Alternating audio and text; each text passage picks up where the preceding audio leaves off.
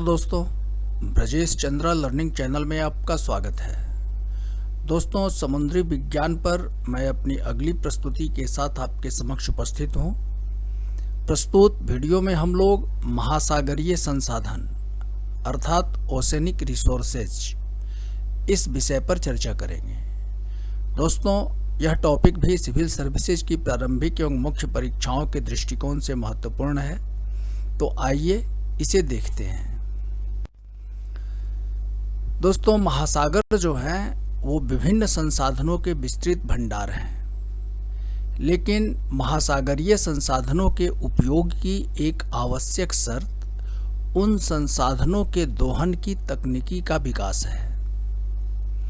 मुख्य समस्या यह है कि अधिकांश महासागरीय संसाधनों के दोहन के लिए या तो समुचित तकनीकी उपलब्ध नहीं है या जो तकनीकी उपलब्ध है वह अत्यधिक महंगा है। इस प्रकार महासागरीय संसाधनों के मानवीय उपयोग अथवा उपभोग भविष्य के सस्ती एवं समुचित तकनीकी विकास पर निर्भर है। फिर भी वर्तमान में अनेकों महासागरीय संसाधनों का उपयोग किया जा रहा है, तो आइए इस विषय को समझते हैं।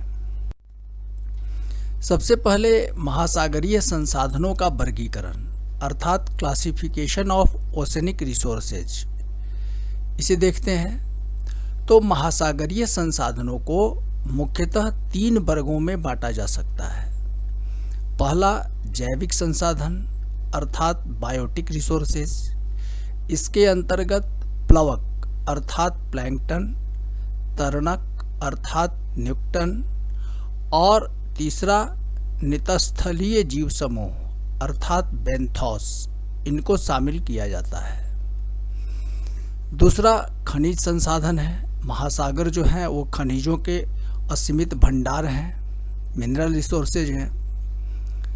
और तीसरा ऊर्जा संसाधन, महासागर ऊर्जा संसाधनों के भी पर्याप्त स्रोत हैं। इसके अंतर्गत ज्वारीय ऊर्जा अर्थात टाइडल एनर्जी, तरंगीय ऊर्जा अर्थात वेव एनर्जी, भूतापीय ऊर्जा जियोथर्मल एनर्जी, समुद्र तापीय ऊर्जा अर्थात ओशनिक थर्मल एनर्जी और समुद्री धारा ओशनिक करेंट्स, ये भी अपने आप में ऊर्जा का एक महत्वपूर्ण संसाधन है।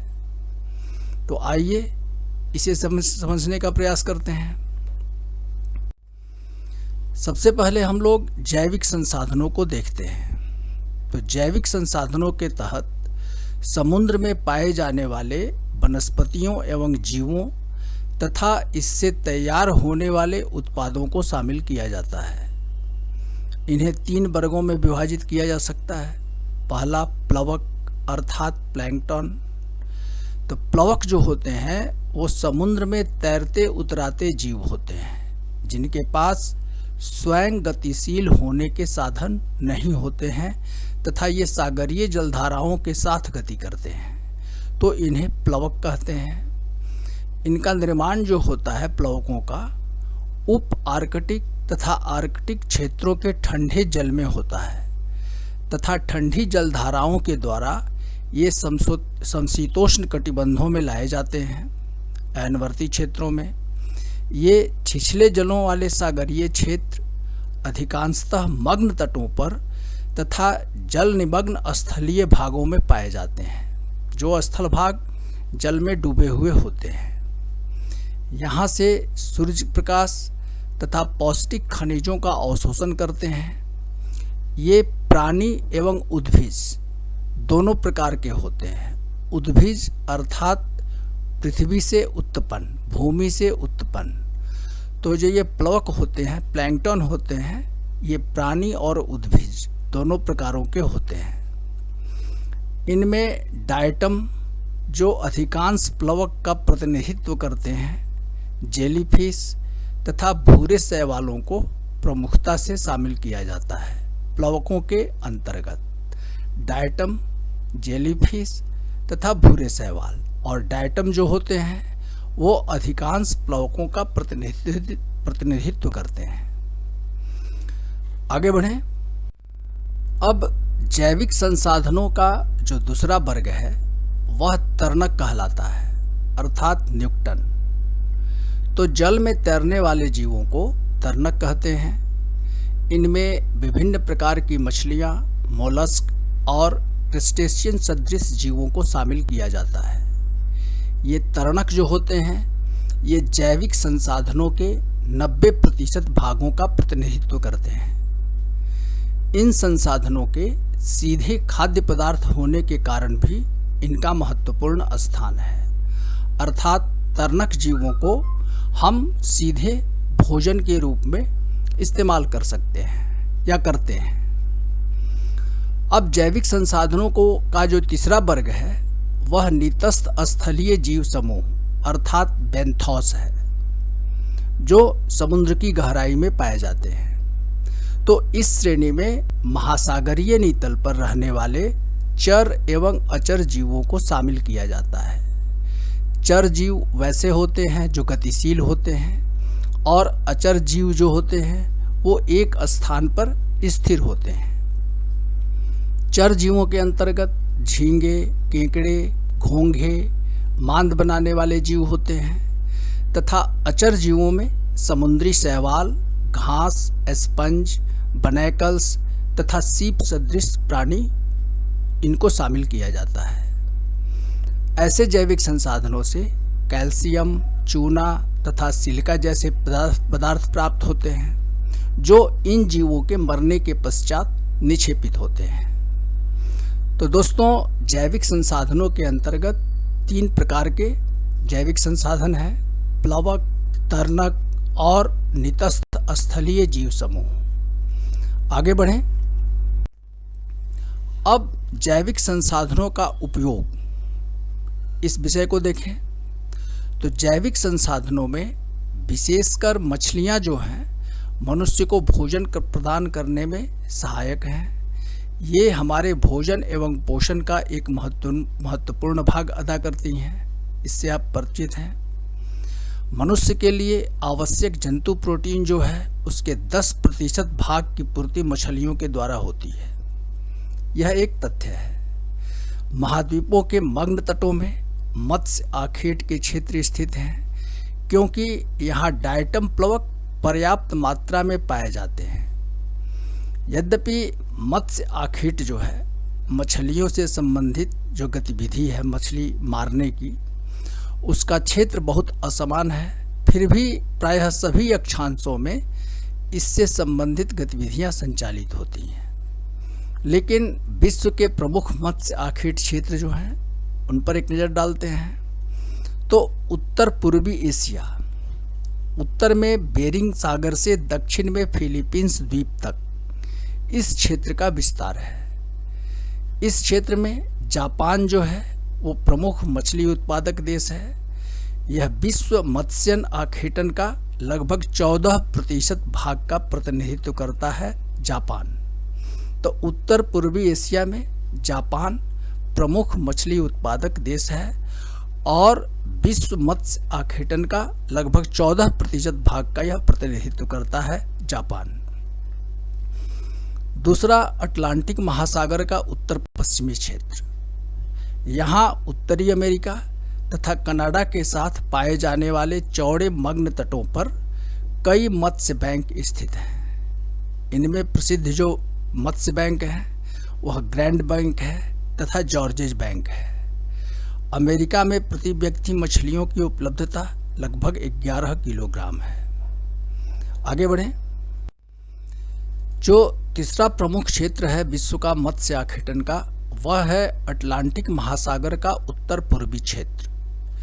यहाँ डोंगर बैंक मत्स्य उत्पादन का प्रमुख केंद्र है और इस क्षेत्र में नॉर्वे जो है प्रमुख मत्स्य उत्पादक क्षेत्र है। चौथा, प्रशांत महासागर का उत्तर पूर्वी क्षेत्र। इस क्षेत्र में यूएसए तथा कनाडा मत्स्यन करते हैं। तो ये 4 जो हैं वो विश्व के प्रमुख मत्स्य आखेटन के क्षेत्र हैं। यहाँ ध्यान देने वाली बात यह है कि मत्स्य उत्पादन की कुल क्षमता लगभग 1000 मिलियन मैट्रिक टन आंकी गई है, जबकि वर्तमान में यह लगभग 100 मिलियन मैट्रिक टन ही है। मत्स्य आखेट के नए नए तकनीकी विकसित करके तथा न खाए जाने वाले योग्य जो मत्स्य प्रजातियां हैं उनको खाए जाने योग्य बना करके इस क्षेत्र में संभावनाओं का सृजन किया जा सकता है। अन्य जैविक संसाधनों के अंतर्गत प्लवक से आयोडीन, पॉलिश तथा कुछ किस्म के खाद्य संरक्षक भी तैयार किए जाते हैं। उद्भिज प्लवक जो हैं उनसे निर्मित होने वाला एक महत्वपूर्ण उत्पाद है अगर, जिसका उपयोग अंतरिक्ष में ले जाने वाले खाद्य पदार्थों में मिलाकर के फूड कैप्सूल बनाया जाता है। प्लवक मछलियों के प्रमुख खाद्य पदार्थ हैं। आगे देखें,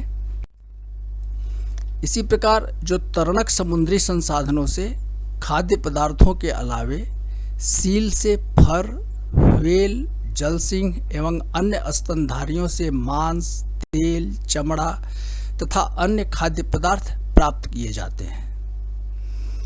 वर्तमान में जो समुद्री जीवों एवं वनस्पतियों से औषधियां प्राप्त करने के प्रयास किए जा रहे हैं, जैसे प्रोस्टेग्लैंडिन, ये गर्भपात की औषधि है।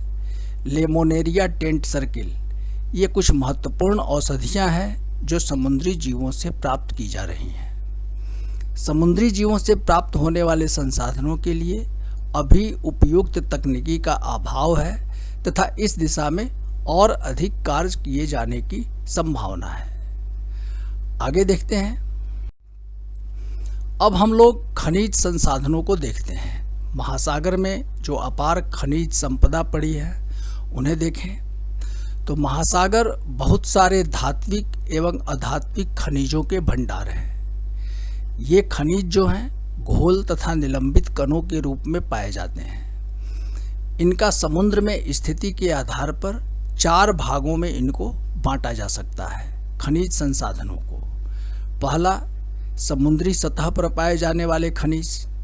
दूसरा, समुद्री सतह के नीचे पाए जाने वाले खनिज। तीसरा, घोल के रूप में पाए जाने वाले खनिज।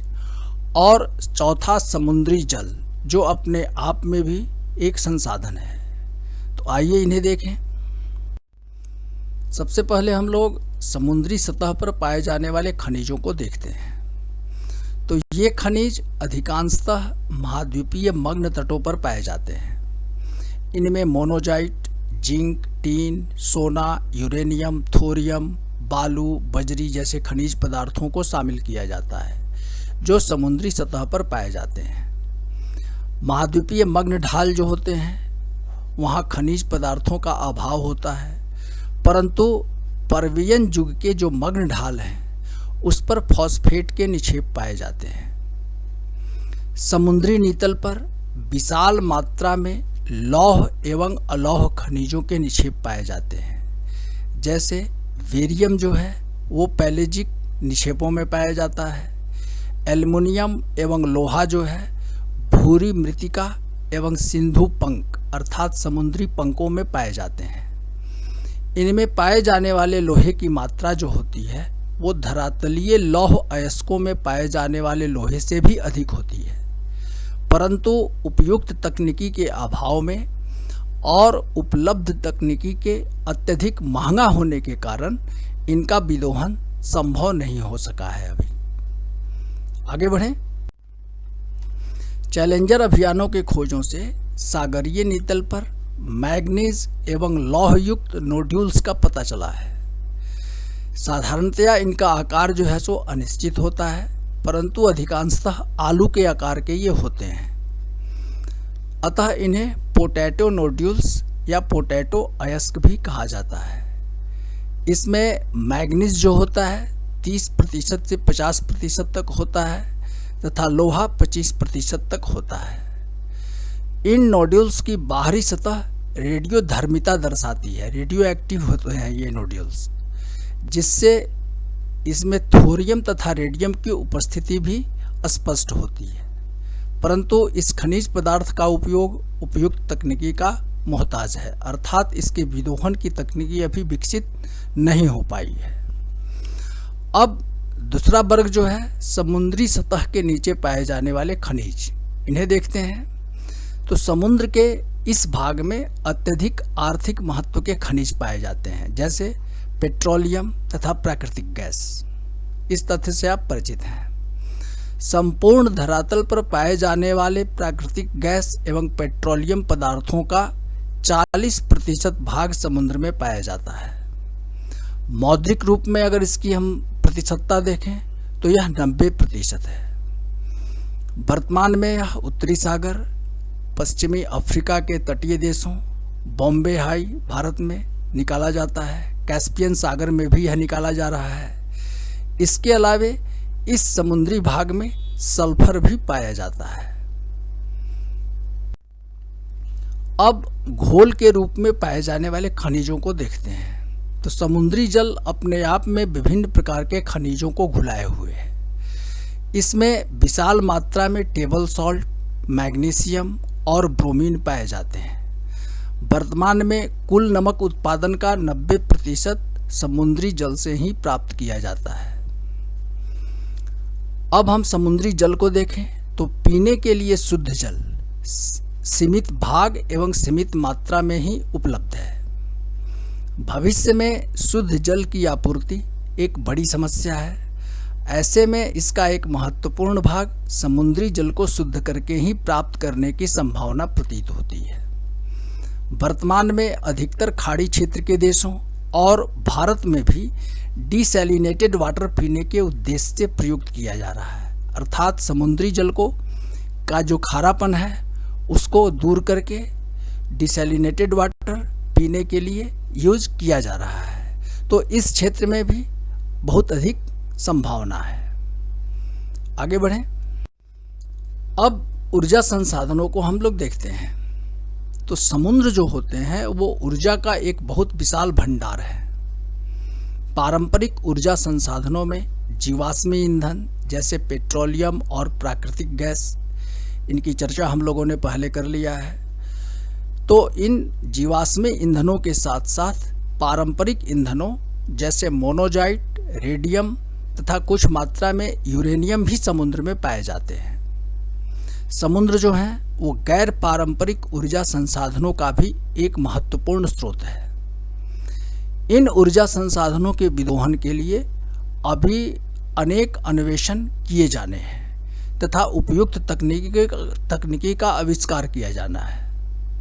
गैर परंपरागत ऊर्जा संसाधनों में हम निम्न संसाधनों को शामिल कर सकते हैं। पहला ज्वारीय ऊर्जा, दूसरा तरंगीय ऊर्जा, तीसरा भूतापीय ऊर्जा, चौथा समुद्र तापीय ऊर्जा और पांचवा समुद्री धाराएं। आइए इन्हें देखें। जो ज्वारीय ऊर्जा है तो समुद्र में उठने वाले ज्वार जो हैं वो ऊर्जा के विशाल संसाधन है। ज्वार के उठने तथा गिरने से ऊर्जा की प्राप्ति होती है। वस्तुतः इसमें ऊर्जा इसकी गति से उत्पन्न होती है, जिससे टरबाइनों को चला करके विद्युत प्राप्त किया जा सकता है।